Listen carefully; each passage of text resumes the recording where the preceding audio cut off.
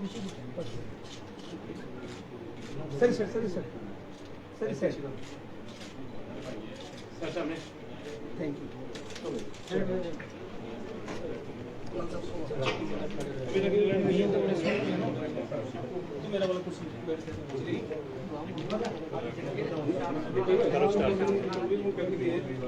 माननीय कुलपति महोदय, शेरे कश्मीर कृषि विज्ञान एवं प्रौद्योगिकी विश्वविद्यालय, प्रोफेसर जेपी शर्मा जी, निदेशक प्रसाद, निदेशक अनुसंधान, निदेशक शिक्षा, रजिस्ट्रार एवं अधिष्ठाता हॉर्टिकल्चर एवं एग्रोफॉरेस्ट्री संकाय, अधिष्ठाता कृषि संकाय, अधिष्ठाता agriculture engineering, chief librarian university के अन्य अधिकारीगण एवं आमंत्रित प्रेस और मीडिया के कर्मी, आप सभी को नमस्कार, शुभ प्रभात, आपका हृदय से सुस्वागत।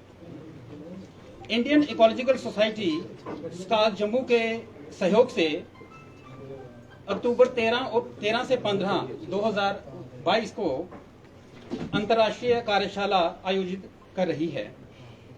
कार्यशाला स्टार जम्मू के मेन कैंपस चट्टा में आयोजित होगी।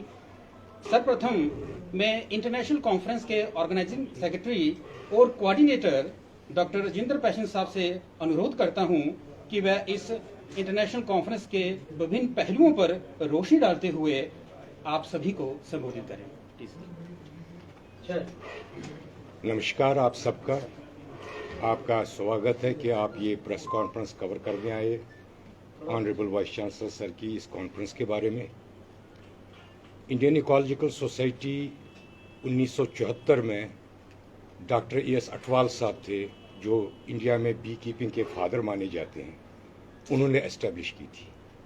आपको ये जानकर हैरानी होगी कि डॉक्टर अटवाल साहब, जो स्टेट में पहली एग्रीकल्चर यूनिवर्सिटी बननी थी, उसके OSD कम VC डेजिग्नेट थे और उस टाइम उस एक्ट का नाम था सादिक मेमोरियल एक्ट, जो बाद में शेर कश्मीर एग्रीकल्चर यूनिवर्सिटी एक्ट में तब्दील हो गया। डॉक्टर अटवाल साहब PU में इकोलॉजिस्ट थे, डीन एग्रीकल्चर भी रहे, तो उन्होंने ये इकोलॉजी का जो बाहर विदेशों में इकोलॉजी के बहुत सारी सोसाइटी हैं, उसी तरह पे उन्होंने इंडिया में भी इस सोसाइटी को 1974 में स्थापित किया, एस्टेब्लिश किया, और हम इस टाइम 48 साल के हो गए और 2 साल के बाद हम अपनी गोल्डन जुबली सेलिब्रेशन कर रहे हैं।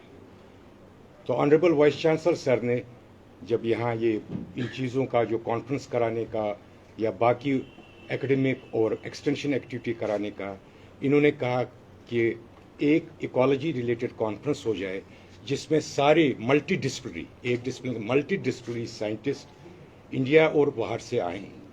उसके तहत हमने ये प्रयास किया और सोसाइटी ने इस कॉन्फ्रेंस को इस साल अक्टूबर में करने का फैसला किया। ये भी आपको बता दूं कि 2016 में जो दूसरी इंडियन इकोलॉजिकल सोसाइटी की इंटरनेशनल कॉन्फ्रेंस थी, वो भी जम्मू में हुई थी, और उसके भी उस टाइम जो चीफ गेस्ट थे इनॉग्रल में डॉक्टर जितेंद्र सिंह जी थे, और इस टाइम भी हमारे इनॉग्रल में doctor Jitendra Singh ji chief guest होंगे। इस कॉन्फ्रेंस में 2-3 विषयों पे बहुत गहराई से डिस्कशन होगा। एक है कि आजकल 2-3 स्कूल ऑफ साइंटिफिक कम्युनिटी में भी 2-3 तरह की चीज़ें चलती हैं कि एक क्लाइमेट चेंज है, उसमें एग्रीकल्चर का कितना रोल है क्लाइमेट चेंज में बिकॉज ऑफ मीथेन एमिशन, और जो फॉसिल फ्यूल यूज़ हो रहे हैं फॉर प्रोडक्शन फर्टिलाइज़र, पेस्टिसाइड या बाकी ऑपरेशन में, उनका कितना है। तो इस तहत UN ने सस्टेनेबल डेवलपमेंट जो गोल्स बनाए हैं, जिसमें इंडिया भी एक कंट्री है, मेंबर कंट्री है, उसके तहत उन्होंने सस्टेनेबिलिटी पे जोर दिया है कि एग्रीकल्चर सस्टेनेबल हो, और ये नहीं कि ईल्ड्स हमारी कम हो, ईल्ड्स भी यही रहें विदाउट डिप्लीटिंग नेचुरल रिसोर्सेज जो फ्यूचर जनरेशन के लिए। इन चीज़ों में जैसे जेनेटिक्स में या नई नई वैरायटियाँ पैदा करने में क्या कंट्रीब्यूशन साइंटिस्ट वर्ल्ड ओवर कर रहे हैं, या जो पेस्ट मैनेजमेंट में जिसमें बहुत सारे कीटनाशक या फफूंदी नाशक इस्तेमाल हो रहे हैं, उसमें क्या वर्ल्ड में हो रहा है, जैसे पॉलिसी इश्यूज़ हैं उसमें क्या वर्ल्ड में हो रहा है, पॉलिसी में कौन सी कंट्री की क्या पॉलिसी है उस इश्यूज़ पे। फिर फूड सेफ्टी है, जैसे पंजाब में आपने देखा वहाँ तो फूड प्रोडक्शन तो बहुत है, यील्ड्स तो वर्ल्ड एवरेज से भी हायर हैं, लेकिन उसका एक नेगेटिव एस्पेक्ट है कि वाटर टेबल और जो दूसरा वहाँ बर्निंग ऑफ स्टबल्स हो रहा है, तो उस पर भी डिस्कशन हो रहा है कि क्या पोल्यूशन एग्रीकल्चर के क्या क्या पोल्यूशन काज होते हैं। चौथी चीज़ इस कॉन्फ्रेंस में ये भी डिस्कस हो रही कि फॉरेस्ट्री किस तरह हमें कार्बन न्यूट्रलिटी पे लाए, ताकि हम कार्बन न्यूट्रलिटी करके जो हमारे ये क्या कहते हैं ग्रीन हाउस गैसेज है वगैरह है उनका असर कम हो जाए। दूसरी, आजकल बड़ा प्रकोप हो गया क्योंकि वर्ल्ड एक छोटा विलेज बन गया है, ट्रेड हर कंट्री से हर कंट्री में जाता है, तो उससे इन्वेसिव पेस्ट, जैसे कांग्रेस ग्रास आया था, इसको एक इन्वेसिव पेस्ट कहते हैं, जो हमारा यहाँ का खरपतवार नहीं थी, वो बाहर से जब मैक्सिकन वीट आई उसके साथ आया। उस पर भी विषय होगा कि जब बाहर से कोई चीज़ें आती है उसमें हमने क्या क्या सावधानियां रखनी चाहिए। और बाकी इस कॉन्फ्रेंस के बारे में हमारे ऑनरेबल वाइस चांसलर साहब आपको बताएंगे, जो इस कॉन्फ्रेंस के कॉन्फ्रेंस चेयर हैं, जो इसकी अध्यक्षता कर रहे हैं। Thank you.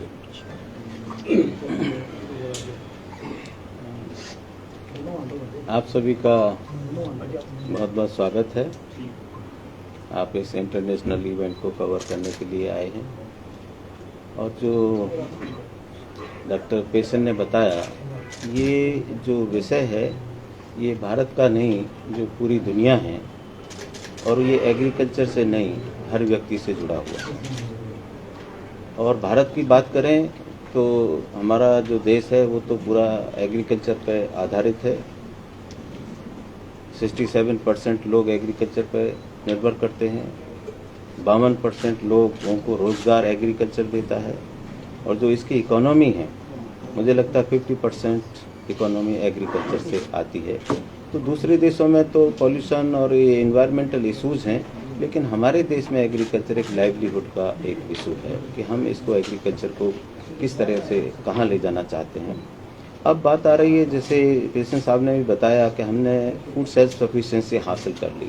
1950 में 50 मिलियन टन होता था, अभी इस साल 314 मिलियन टन तो फूड ग्रेन हुआ, और 327 मिलियन टन हमारा जो हॉर्टिकल्चर प्रोड्यूस था, और 90 मिलियन टन हमारा सरप्लस भी है। तो वो हमने सेल्फ सफिशिएंसी फूड में हासिल कर ली। लेकिन जैसे एग्रीकल्चर के लिए मैं बताऊं, 3 चीज़ें मुख्य रूप से ज़रूरी होती हैं। एक तो भूमि ज़रूरी है, सॉइल, और उसके बाद में पानी, और तीसरा उसको करने वाला किसान। यदि जैसे अभी बात हो रही थी कि भूमि की जो उर्वरा शक्ति है वो कम होती जा रही है।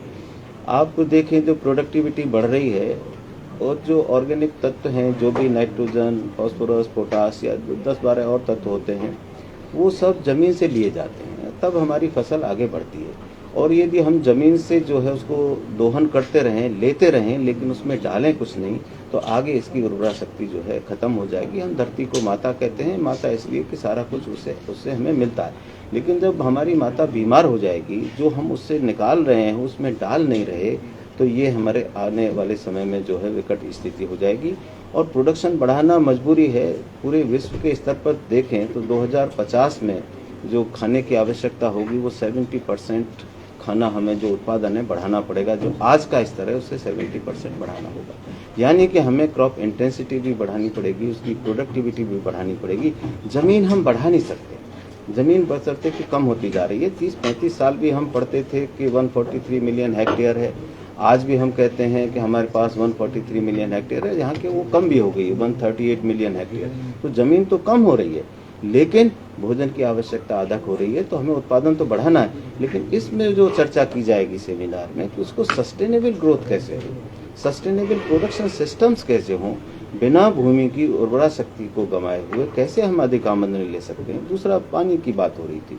पानी भी, जैसे भूमि की बात करूं तो हमारे पास में वर्ल्ड का 2.4% ही ज़मीन है, जिस पर 18% पॉपुलेशन आधारित है, 12% एनिमल पॉपुलेशन आधारित है।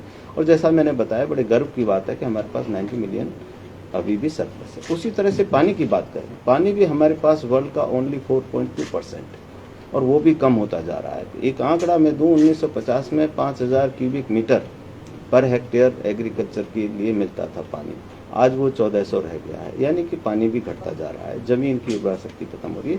तो ऐसे विषयों पर मंथन होना, और शुरुआत कर दी है सरकार ने। अभी जैसे नेचुरल फार्मिंग की बात हो रही है, ऑर्गेनिक फार्मिंग की बात हो रही है, ये सारे जो मुद्दे चले हैं, सरकार ने जो चलाई है योजना, वो इसी चीज़ को लेके कि उसकी उर्वरा शक्ति को कैसे बहाल किया जाए। अभी बात हो रही थी फर्टिलाइज़र की। फर्टिलाइज़र यूज इफिशिएंसी, जो केमिकल फर्टिलाइज़र हैं, उनकी हमारे यहाँ जो है 20-25% ही इफिशिएंसी है। यानी 100 किलो देते हैं तो उसमें से जो है 75 किलो तो वेस्ट हो जाता है। या वेस्ट होके वो पानी के जरिए नीचे जाता है तो वाटर पॉल्यूशन होता है, ग्राउंड वाटर पॉल्यूशन, और ये एवापोरेट हो जाता है तो जो एनवायरमेंटल पॉल्यूशन होता है। इसी तरह से जो वाटर यूज इफिशिएंसी है वो भी 20-25% है, 75% वेस्ट हो जाता है। तो हम इसमें चर्चा हो रही है, देश के स्तर पर हो रही है, और इसमें भी ये मुख्य विषय रखे गए हैं कि वाटर यूज इफिशिएंसी को कैसे बढ़ाया जाए, जो मॉडर्न टेक्नोलॉजी है, नैनो टेक्नोलॉजी और टेक्नोलॉजी, उनको कैसे इसमें लाया जाए जिससे पानी हमारा वेस्ट ना हो, उसकी जो यूज इफिशिएंसी वो बढ़े, फर्टिलाइजर की यूज इफिशिएंसी बढ़े। कंजर्वेशन एग्रीकल्चर की इसमें बात होने वाली है, इसमें स्मार्ट एग्रीकल्चर की बात होने वाली है कि जो मॉडर्न टेक्नोलॉजी के माध्यम से हम किस तरह से अपनी सॉइल हेल्थ को मेंटेन कर सकते हैं। जैसे प्रिसीजन फार्मिंग है, हम धान में कितना पानी देते हैं, आपको शायद जान के ताज्जुब होगा, मैं पहले भी प्रेस कॉन्फ्रेंस में कह चुका हूं कि 1 किलो धान पैदा करने के लिए 3000 से 5000 लीटर पानी जो है किसान यूज करता है। और हम जब इसे एक्सपोर्ट करते हैं तो बड़े गर्व के साथ कहते हैं कि 30,000 करोड़ का हमने एक्सपोर्ट कर दिया। क्या हमने पानी की कीमत उसमें लगाई क्या? तो ये पानी एक अमूल्य चीज है, पहले से ही चल रहा था, लेकिन अब ये महसूस होने लगा है कि बिना पानी के ये आने वाला समय बड़ा संकट का होगा। इसलिए वाटर यूज इफिशिएंसी बढ़ाने के लिए हम क्या कर सकते हैं? ड्रिप इरिगेशन की बात हो रही है, माइक्रो इरिगेशन की बात हो रही है। तो अब इस तरह के जो विषय हैं, अब पानी जो देने के लिए कैसे पता लगे कि इतना इसमें देना चाहिए? किसान उसमें आधा फीट पानी भर के रखते हैं पैडी में। तो अब बात हो रही है सेंसर बेस्ड इरिगेशन सिस्टम की, सेंसर से ये हमें पता लग जाए कि वास्तव में क्रॉप को जो है पानी की जरूरत है क्या। इसी तरह से अब ड्रोन टेक्नोलॉजी की बात हो रही है कि फसल पकने की स्टेज में आ गई है क्या, वो हम उससे पता लगा सकते हैं। कई बार जो है हमारा बाढ़ आ जाती है, फसल नष्ट हो जाती है, तो क्रॉप लॉसेस कितने हुए हैं, ये भी ड्रोन टेक्नोलॉजी। और आपको जान के बड़ी खुशी होगी कि हर केवीके को सरकार के माध्यम से एक ड्रोन उपलब्ध कराया जा रहा है, जिससे वो किसानों की सेवा में जो है ये सारी चीजें कर सकें। तो इन चीजों पे कंजर्वेशन एग्रीकल्चर है, बायोडाइवर्सिटी है, इन सारे विषयों पर जो चर्चा होने वाली है यहाँ पर। और हमें जैसा बताया गया है कि यहाँ बहुत बड़े बड़े वैज्ञानिक जो वर्ल्ड लेवल पर सम्मानित हो चुके हैं, चाहे अमेरिका से हैं, चाहे जर्मनी से हैं, चाहे डेनमार्क से हैं, बांग्लादेश से हैं, नेपाल से हैं, केन्या से हैं, ये सारे यहाँ पर मंथन करेंगे। करीब 300 वैज्ञानिक होंगे, 3 दिन ये कार्यक्रम चलेगा। और मुझे उम्मीद है कि जो 3 दिन का ये जो मंथन होगा, जो ये विषय हैं, जो सब विषय सिर्फ भारत के लिए नहीं, जैसा मैंने कहा, ये हर देश के लिए जो है इसकी जो उपयोगिता है, तो इस पे जो है यहाँ पे चर्चा होगी। और जैसा बताया गया कि माननीय मंत्री डॉक्टर जितेंद्र सिंह जी इसका उद्घाटन करेंगे 13 तारीख को 12 बजे। और मैं आप लोगों को भी इसमें आमंत्रित करता हूँ, उस कार्यक्रम में आप भी आएँ। हाँ, अभी डॉक्टर साहब ने मुझे जानकारी दी, नॉर्मन बोरलॉग जिनको अवार्ड मिला है, मिलेगा डॉक्टर गोविंद सिंह जी, गोविंद राज जी भी इसमें आ रहे हैं। नॉर्मन बोरलॉग वो व्यक्ति थे जिनने जो ग्रीन रेवोल्यूशन 1965 में जब ग्रीन रेवोल्यूशन की बात हुई थी, हरित क्रांति, तो वो इसके जनक थे और उन्होंने का बहुत बड़ा कंट्रीब्यूशन है। ऐसे लोग भी इसमें पार्टिसिपेट कर रहे हैं। तो मुझे आशा है कि जो भी मंथन हो के यहाँ पर इसकी रिकमेंडेशन आएंगी भारत के लिए, और क्योंकि ये इंटरनेशनल लेवल का इवेंट है तो विश्व के दूसरे देशों के लिए भी जो रिकमेंडेशन होगी वो कारगर होंगी।